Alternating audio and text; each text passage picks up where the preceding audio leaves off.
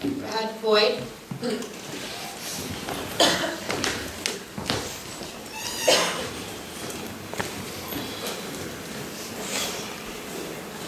Sorry, I have it on my cell phone. Found out about this event last night or yesterday afternoon and submitted.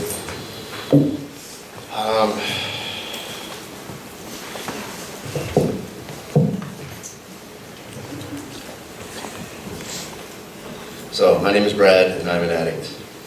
My addiction, like most people's, started off probably pretty fun and with cigarettes and alcohol, but really started with an intensive session of the streets. Some may laugh at that and say, it's Portsmouth, what streets? But it was a little different back in the 90s, and to a 12-year-old it was pretty exciting. I lived a few miles from downtown, and at night I'd sneak out of my house and ride my BMX bike into town and watch the people stumble out of Club Span and Bananas. They'd be loud and get in fights. Around 13, I came to know an amazing place called the Elvis Room, an artistic punk rock coffee shop where it didn't matter your age, style, sexual orientation, color, anything. I was 13 and got the same respect as adults did. They had a pool table, arcade, pinball machines, and most importantly, they had bands from all over the country play on the weekends. All sorts of kids from the surrounding towns would come down to Portsmouth to see the shows, and with that came new friends and lots of drinking, both before and after the shows. Besides the Elvis Room, I'd hang out in Market Square almost every day. Back then, there'd be a few dozen of us hanging out in front of the church. I was 13 or 14 and had a few friends the same age, but a lot of my friends were older. We'd go drinking in the alley or the cemetery almost daily. I'd be gone for days at a time, and my parents would drive her all around looking for me, eventually having to call the police and report me missing. The police came to know me on a personal level by the time I was 14. It seemed like every other weekend, I was getting picked up. By summer of '95, I tried cocaine for the first time. I was 14. LSD and the sorts came to follow. By 15, I was going to raves, selling and smoking crystal meth, almost regularly. We started going to raves in New York City and I started smoking PCP, angel dust.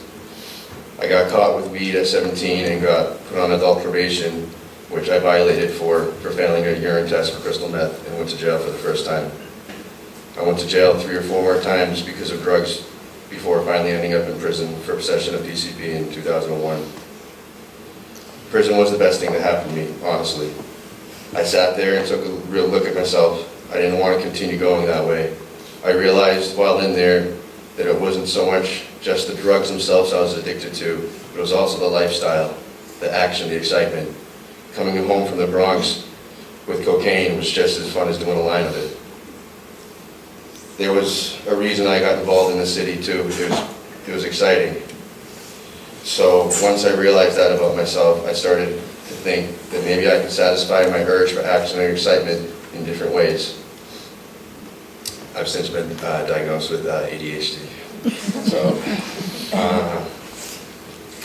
I took a class in prison, and in it we had to read a book by Napoleon Hill called Positive Mental Attitude, Science of Success. I literally couldn't put it down. Even after the class, I reread it another 2 or 3 times to the point that some of the other inmates were making fun of me. One of the main teachings was called definiteness of purpose, basically stating that you have to know where you want to go in order to get there. Another was worded as marinating your mind in what you want. So I let my mind wander. It was fun to brainstorm and daydream. I thought, I have another chance at life when I get out. I know I need a certain level of excitement, so my mind drifted towards film. I've always been artistic and thought, hell, I could have played a badass on TV and not get in trouble for it. I kept up this thinking, this dreaming, and within 4 months of being released, I was filming an episode of True Life with MTV. That happened because I stayed sober after getting out. It didn't air, but I didn't give up. I moved to New York and worked a few times on other shows and films.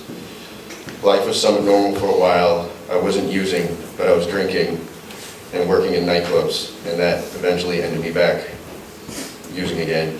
I was in Miami and pretty bad off on coke and crack. I came home to cool off a bit. Fast forward to 2011, I moved to Los Angeles to pursue acting full-time. I was going to AA regularly and things were great. I was working a lot, worked on everything from Dark Knight Rises to Two Broke Girls and everything in between. But then I stopped going to meetings and I started going to clubs again. I started using coke pretty regularly and eventually ended up on a 3-year meth run. I hated that drug. My anxiety did not go well with it. I ended up on Skid Row and decided I had had enough. So about 2 years ago, I came back here to get clean. Unfortunately, addiction wasn't my only battle. My bipolar depression had gotten so bad that I tried to kill myself 4 or 5 times in 2 years by intentionally overdosing on heroin. My trying to navigate the mental health system and get help was then and still is another nightmare. I've been clean from the hard stuff about 10 months now and clean from marijuana and alcohol about 3 weeks. I recently started going to meetings again just about daily, and I surround myself with people in AA. I hope to get back into film and would love to go to school to be a counselor and social worker, but really who knows where life will take me from here. What I do know though is that as long as I stay clean and sober, I have options. I'm just coming out of a tough time, but I hope my story lets other people know that it can get better.